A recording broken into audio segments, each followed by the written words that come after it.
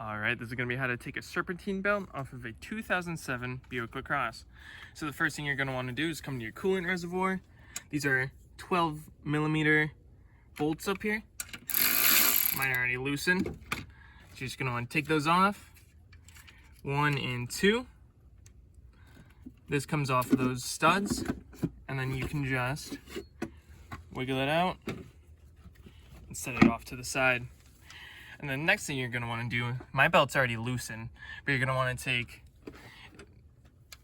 a breaker bar with a 15mm, preferably hex socket on there. Come to the tensioner right here, throw that guy on.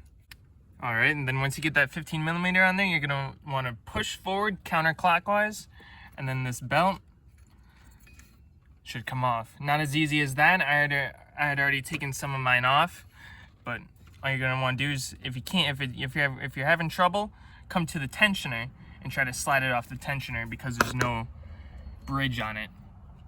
It's just flat, so it's a little bit easier to slide off. And then I'm gonna just wiggle the rest of it on out of here. All right, and now we got that out of there. Now what we're gonna do is open up our new belt and throw that on there with this diagram here.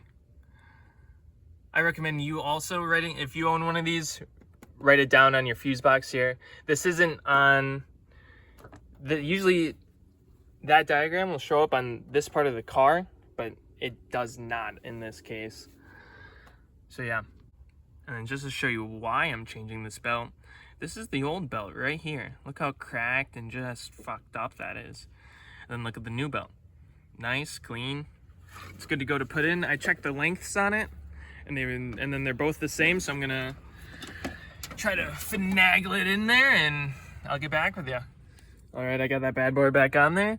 How I did it is I started at the 5 and the 6. So I started down at these pivot points, and then I went around. I did this one next. And then I went around number 3, and then this is your tensioner, and then this is your water pump.